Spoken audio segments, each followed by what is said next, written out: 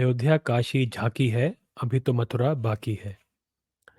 कल देशद्रोही, हिंदू द्रोही, सनातन द्रोही, इन सब ताकतों को बहुत बड़ा झटका लग गया क्योंकि इलाहाबाद कोर्ट ने कल कृष्ण जन्मभूमि के सर्वे के ऑर्डर पास कर दिए।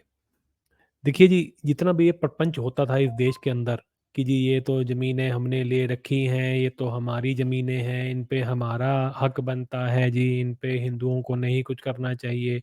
नहीं, हिंदू मुस्लिम तो भाई-भाई हैं, यहाँ पर हॉस्पिटल बना लो, यहाँ पर कोई अ, ए, बड़ा-सा कोई धर्मशाला बना लो, होटल बना लो, स्कूल बना लो। इस तरह की जो ये प्रपंच हुआ करते थे, उन सब का सत्यानाश हो गया।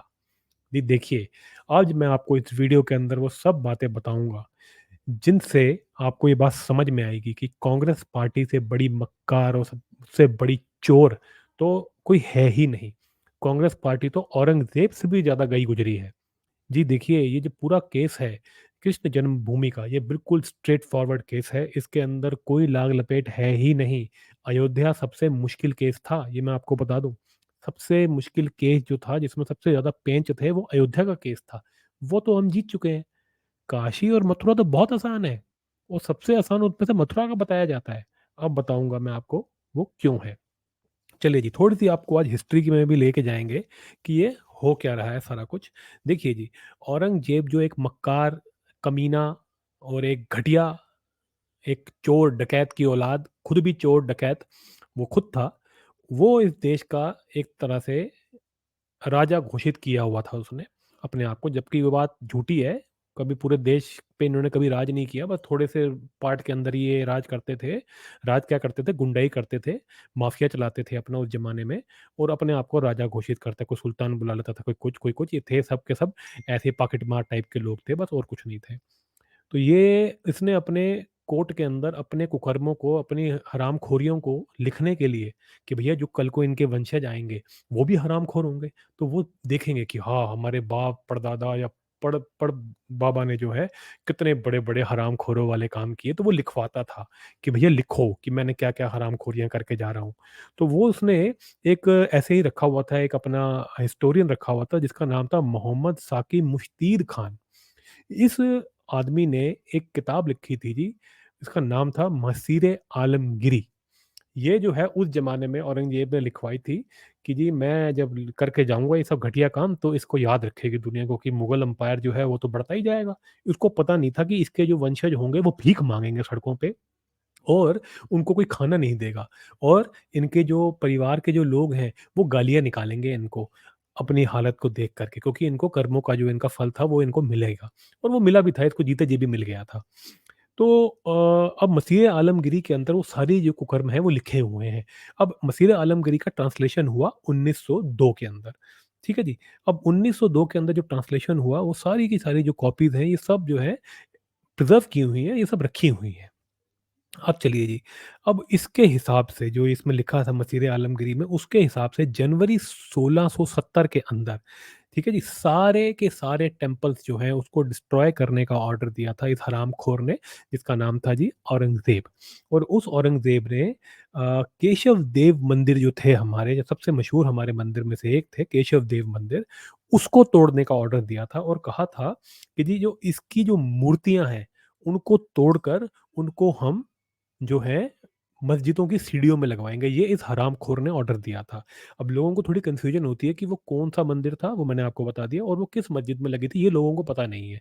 वो जो मूर्तियाँ थी, उसको औरंगज़ेब ले गया था और उसको जो है लगाया गया था, ये आगरा के अंदर जहान आरा मस्जिद है। ये हरामखोरों के जो अड्डे हैं, मस्जिदें, इनकी सीढ़ियों में इनको लगवाया था। तो जी इसी कुकर्म की वजह से इनका पूरा ये नाश हो गया, इनके पूरे कुटुंब का नष्ट हो गया, नाश हो गया और ये सारे के सारे जो हैं मुगल के जो वंशज हैं वो आज भीख माँग रहे हैं पूरी दुनिया के अंदर, मज़ाक का पात्र बने हुए हैं, लोग इनके नाम पे थूकते भी नहीं है। इनको तो जो इनके वंशज जो ठीक-ठाक भी हैं, जिनके पास पैसा भी है थोड़ा बहुत या थोड़ी इज़्ज़त भी होगी हल्की-फुल्की, वो भी इनको जो है अपना पूर्वज बताने से कतराते हैं क्योंकि उनको शर्म इतनी आती है कि इन्होंने क्या-क्या कुकर्म किए थे और उनकी क्या हालत हो चुकी है आज की डेट में। तो जी ये इसने ये काम किया था और ये इसने मूर्तियाँ तोड़वाई थी और मंदिर तोड़वाए थे। तो ये सब का सब डॉक्यूमेंटेड है मसीरे आलमगीरी के अंदर।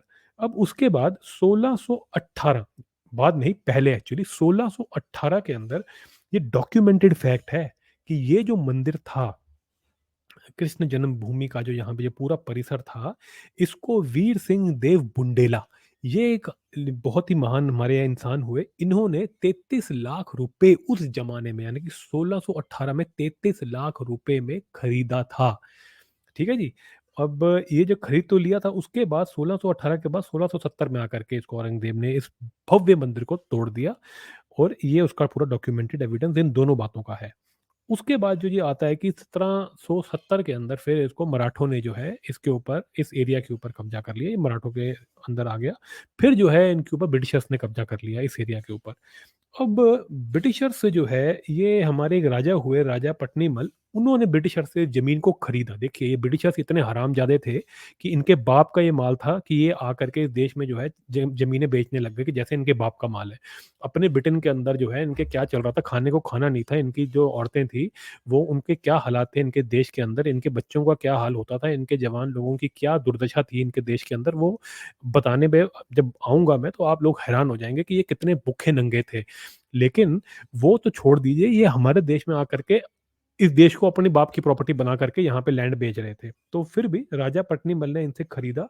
3 से साढ़े 3 से 4 एकड़ की जो लैंड थी वो ब्रिटिशर से खरीद ली, क्योंकि ये भगवान की जन्मभूमि का स्थल था, इन्होंने खरीद लिया।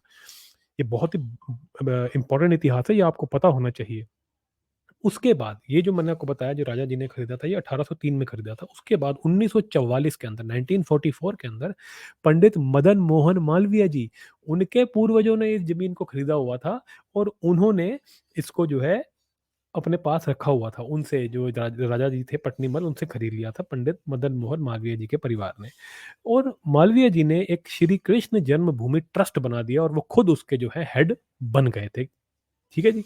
ये चल रहा था 44 तक। अब देखिए मैंने क्यों कहा था इस वीडियो के अंदर कि कांग्रेस जो है वो औरंगज़ेब से भी गई गुज़री है।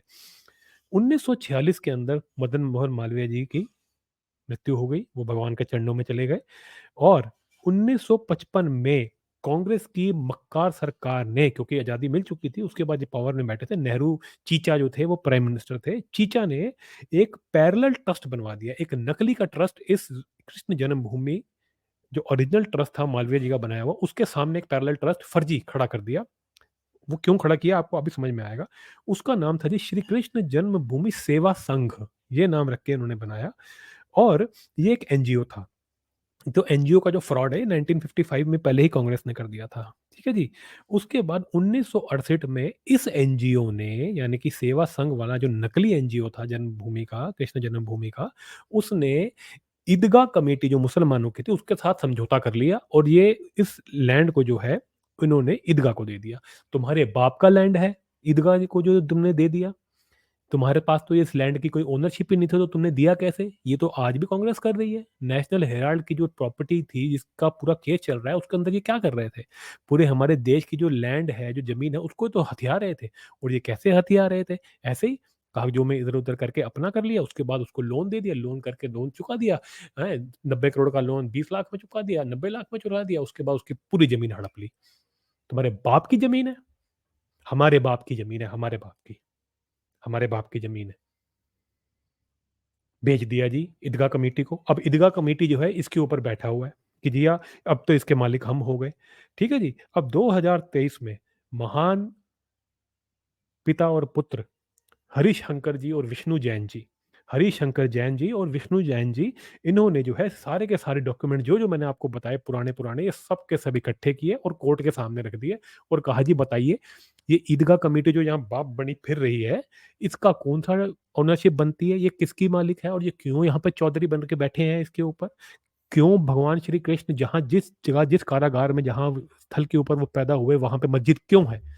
अगर आप जाएँगे, वो इतने सुंदर मंदिर के अंदर एक गंदी-सी सड़ी हुई मस्जिद वहाँ बनी हुई है, और उसी स्थान पे है जहाँ पर भगवान श्री कृष्ण पैदा हुए थे। इनकी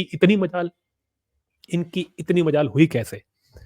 जब तुम्हारा कोई लेना-देना नहीं, तुम भिखमंगे, भिखारी, लुटेरों के तुम वंशज, तुम्हारे वंशज भीख माँग रहे हैं, तुम्हारे पास खुद का कुछ अता-पता नहीं, तुम पहले भी भिखारी थे, आज भी भिखारी हो, पहले भी क्राइम करते थे, आज भी क्राइम करते हो। लेकिन तुमने जो है हमारी लैंड पे जो है चोरी करके कांग्रेस के साथ मिल करके तुमने उसको हथिया लिया। और ये कांग्रेस पार्टी इस देश की, हिंदू की, सनातन की, पूरे मैं हिंदू पूरे सनातन की ये द्रोही पार्टी है। इसको तो किसी हिंदू को वोट देना ही नहीं चाहिए। मैंने आपको कुकर्म बताया कि इन्होंने कैसे हमारी जो है भगवान श्री कृष्ण की जन्मभूमि को हथिया लिया। अब जब कोर्ट में इन बाप बेटों ने जो है पूरा एविडेंस रखा है, तो यह इधर-उधर बगले झाँक रहे हैं।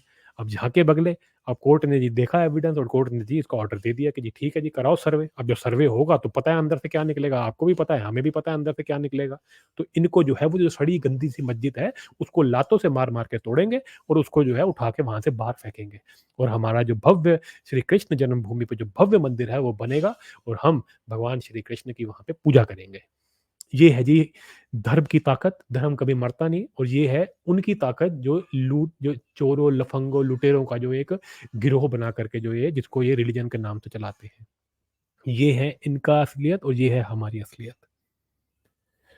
तो ये पूरा मुद्दा था जो मैं आपके साथ शेयर करना चाहता था कि कोर्ट में क्या हुआ है। मैंने आपको उसकी हिस्ट्री बताई और बताया किस तरह कांग्रेस के कुकर्म जो है वो औरंगज़ेब से भी बुरे हैं और किस तरह कांग्रेस ने मिल करके अपने चट्टों-बट्टों के साथ इसको जो है ईदगाह कमेटी को ये लैंड दे दी। लेकिन अब पूरा सर्वे का ऑर्डर हो गया है और बहुत जल्द ये जो पूरा लैंड है, ये भगवान श्री कृष्ण की जो जन्मभूमि है, ये हमारे को हिंदुओं को वापस मिल जाएगी और इसके ऊपर एक भव्य मंदिर बनाए। इसकी हम अपेक्षा करते हैं यूपी सरकार से, मोदी जी से और हम चाहते हैं कि यहाँ पे जैसे ही मंदिर बने, पूरी जैसे आज अयोध्या के अंदर सेलिब्रेशन हो रहा है, उससे भी बड़ा सेलिब्रेशन हो ताकि हम रिकॉर्ड पे रिकॉर्ड बनाते जाएँ और हिंदू जो है, वो गर्व से अपने पिता, अपने अपने आराध्य, अपने पिता हमारे भगवान श्री कृष्ण को जो है पूजा अर्चना कर सके, उनका सत्कार कर सके। अगर आपको ये वीडियो अच्छा लगे तो इसको लाइक शेयर ज़रूर करें, अपने कमेंट नीचे ज़रूर दें और इस चैनल को सब्सक्राइब करना बिल्कुल ना भूलें। मिलते हैं अकर्मा के अगले वीडियो में।